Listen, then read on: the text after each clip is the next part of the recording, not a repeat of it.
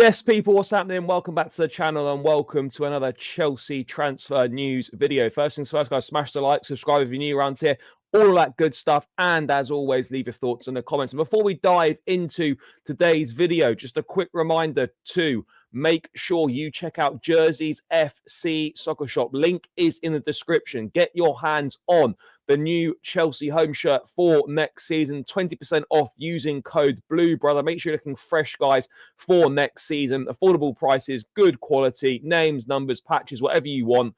Code BLUEBROTHER, 20% off. Link in the description. Jersey's FC Soccer Shop. And if you wish to support myself and the channel, please do scan the QR code and donate as little or as much as you want. Any support is greatly appreciated. And let's dive into it then. And today's video is going to be about Hugo Ekitike, the Eintracht Frankfurt striker. Now, we know Ekitike is attracting interest from Chelsea. He's also attracting interest from Liverpool, Arsenal.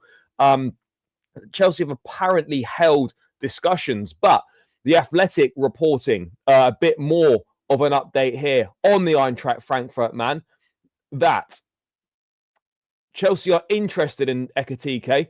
He's valued at £83.9 million with a negotiable payment structure. Now, again, we've spoken about Ekitike before, very similar to Jackson profile-wise, but there's obviously ability there. There's talent there.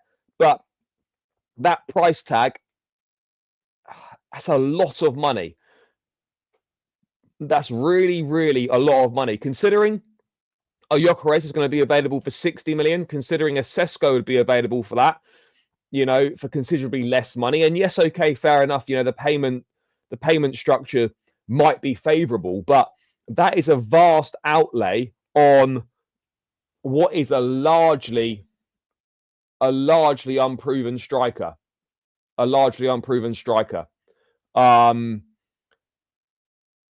do have worries, to be honest. He's going to need development, but he's reasonably tall. He's 6'4". He's athletic. He's got a good leap. And that sort of box presence, I suppose, will come and will develop. But the money is massive, considering they sold Omar Mamouche, who is definitely a better player, for 62 million. To want 80+ million for Ekitike seems a lot. I mean, if you can get that fee down to between 60 and 70, it's a better place to be in.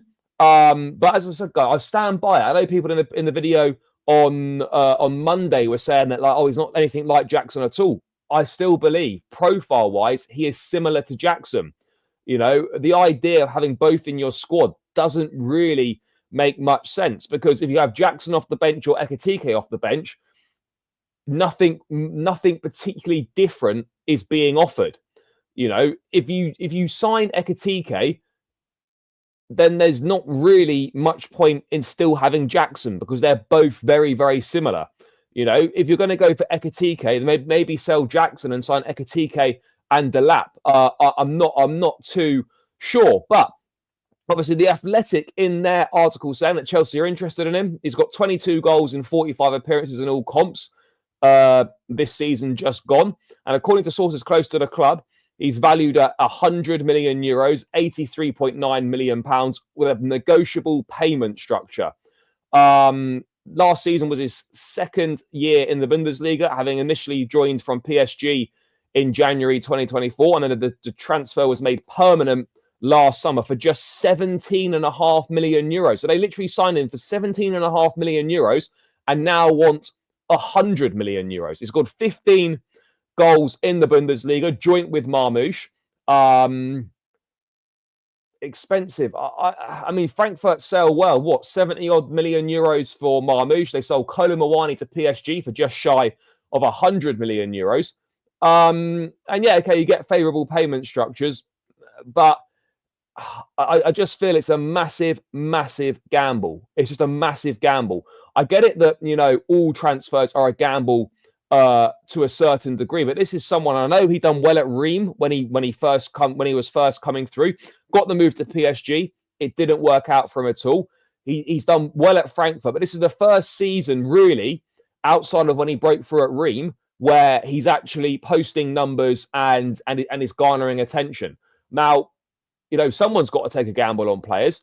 But for me, yes, okay, it might be a slight improvement on Nicholas Jackson. But when I look at Chelsea signing Hugo Ekitike and think, yeah, damn, we mean business. He's going to tear it up in the Champions League. This is going to be a guy who's going to get us 15, 20 goals in the Premier League and spearhead our attack and take us to major trophies and challenging for titles.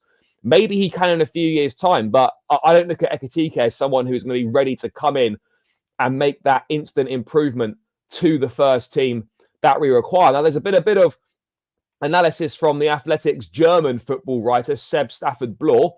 Ekitike is fast becoming an excellent player. The first few months of this season were characterized by his combination and understanding with Marmoush.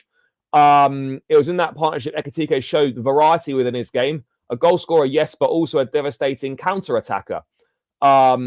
He's a forward capable of creating chances with pieces of skill or well-weighted passes. Either through the middle or down the left of the attack, he was a menace. He seemed to grow into the gaps left by Marmoush, becoming more central to Frankfurt's attacking game in January.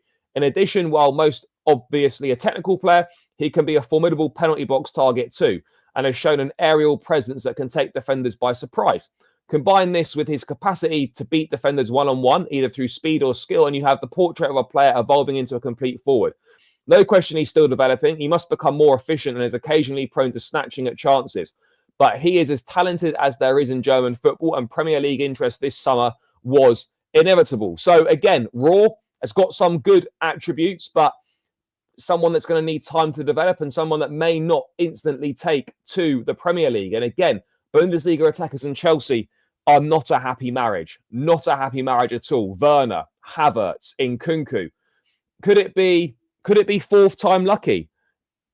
Who knows? But it's just a phenomenal amount of money to spend on someone who is still got a lot of question marks, a lot of question marks surrounding him. I'm just unsure. It's the hype on Ekitike getting out of control. I don't know if it is. He's not a target man.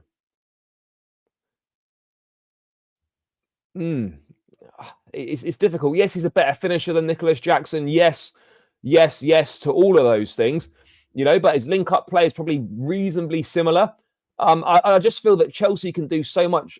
Chelsea could do better and spend that money in a better way.